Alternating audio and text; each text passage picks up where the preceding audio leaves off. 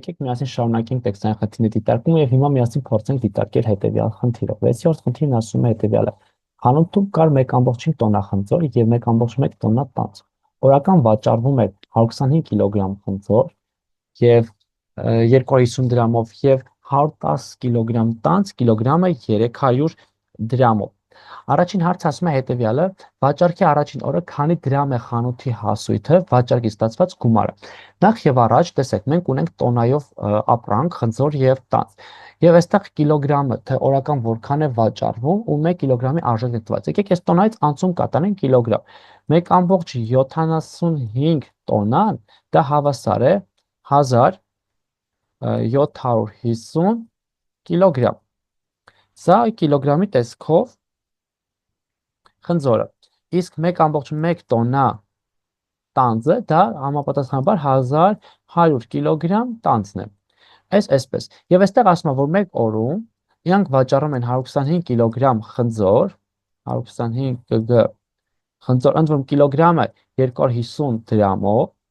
եւ հաջորդիվ ասում են, որ 110 կիլոգրամ էլ տանձ են վաճառում, կգ տանձ, համապատասխանաբար 300 դրամով։ Այսքան ունենք։ Ասում է, որքան է վաճառքի օրական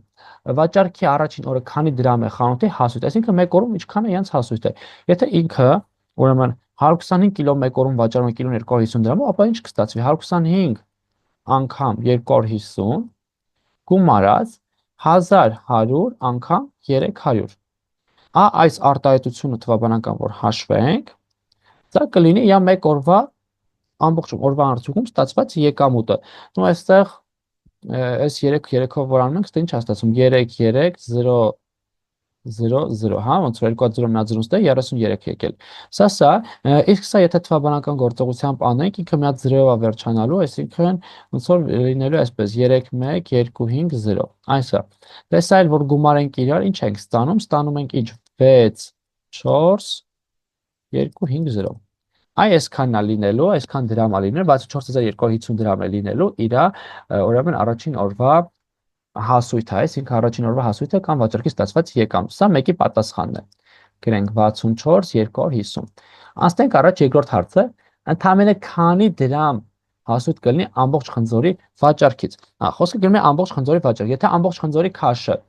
1750 կիլոգրամ է, ապա այդ 1750 կիլոգրամը պետք է վաճառենք 1 կիլոգրամի արժեքով, այսինքն 1750-ը բազմապատկենք 250 դրամով։ Այստեղ վերջանում է 2-0-ով, վերջում 5, սենց, ու որ ձախ են գնում, ստացվում է 7, 3 եւ 4։ Այսինքն 437500 դրամ է լինելու այս վաճառքի հասույթը։ Ես մի փոքր արագ եմ հաշվարկներն անում, ինչ որտեղ նաև այս հաշվարկները ֆիքսված ունեի ինձ մոտ, այստեղ էլ հաշվարկը հետադարձ անելով եկա։ Եթե ինչ որ հարցեր կլինեն, կարակ հաշվիչներով դուք փորձեք իգտետեր հաշվել ճշգրտությունը ստուգելու համար։ Ես ինչ որ վրիպումներ եթե ունենամ էլ, խնդրեմ մեկտաբանություն դաշտում գրեք կամ ընդհանրապես լայքեք անցեք առաջ։ Լավ, անցնենք առաջ 6.3-ը, ինչ ասում, նվազագույնը քանի օրում կսպառվի եւ խնձորը եւ տանձը, այսինքն երկուսն էլ պետք է սպառվեն։ Եկեք սա մաքրեմ, այսինքն սա ինձ պետք չի, արդեն այսքանը նայեցինք։ Հիմա ասում եմ, երբ նվազագույնը քանի օրում կսպառվեն։ Եթե ես ունեմ 1750 կիլոգրամ խնձոր, ապա այդ 1750 կիլոգրամ խնձորը օրական վաճառում 125-ի վրա, բաժանեմ 125 կիլոյի վրա, հասկանում քանի օրում է իմ ապրանքը սպառվելու։ Իսկ իմ ապրանքը սպառվել է 14 օրում։ Նույնը տանձի համար անեմ, 1100 կիլոգրամը բաժանեմ 1100-ի վրա, 110-ի վրա, կստանամ 10 օրում։ Տեսեք, 10 օրում տանձն է սպառվում եւ 10 օրում էլ սպառվում է 14 օրում է սպառվում է խնձորը։ Սա խնձորն է, սա տանձն է։ Հիմա ասում է նվազագույնը քանի օրում կսպառվեն եւ խնձորը եւ տանձը, այսինքն երկուսն էլ պետք է սպառվեն։ 10 օր հետո տանձը չի լինելու, բայց խնձոր դե լինելու է։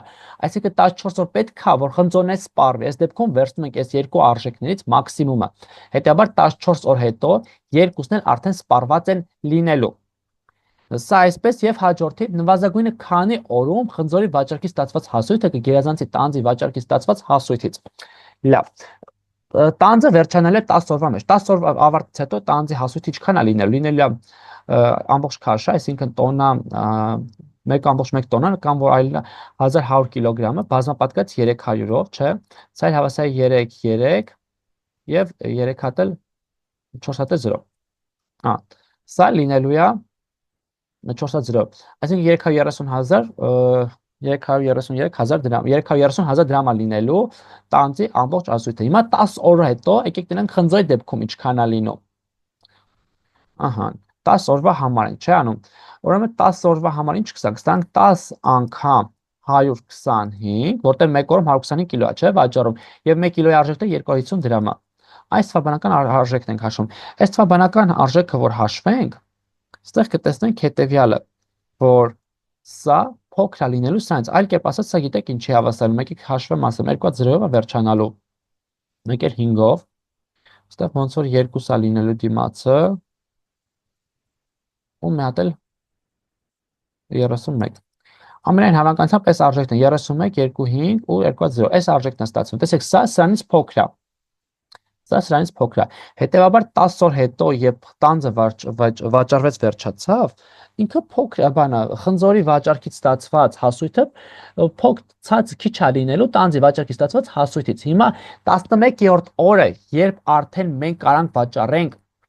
խնձոր, բայց տանձ չունենք, իսկ 11-րդ օրը մենք ինչքան կարանք վաճառենք 125 անգամ 250,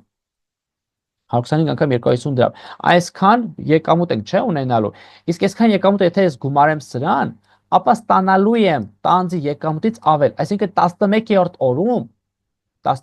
օրում ես ինչ եմ անում 11-րդ օրում, երբ արդեն տանձը մի օր արդեն սպառված է լինելու, բայց իմ խնձորը դեռ կա, իմ խնձորի հասույթը գերազանցելու է տանձի հասույթից։ Վերջ, այսպիսով ըստ էության խնդիրը լուծվեց։ Եթե հարցեր կունենաք, խնդրեմ մեկնաբանության դաշտում գրեք, սիրով պատրաստ եմ պատասխանել ձեր բոլոր հարցերին, իսկ դուք չմոռանաք բաժանորդագրվել YouTube-յան ալիքին, դա ձեր վիդեոկուրսեր, որպեսզի կարողանաք ավելի շատ մարդկանց օգտակար լինել։ Առջևում խոստանում եմ ել ավելի հետաքրքիր խնդիրներ իրենց հետաքրքիր լուծումներով։ Լավ մնացեք, կհանդիպենք։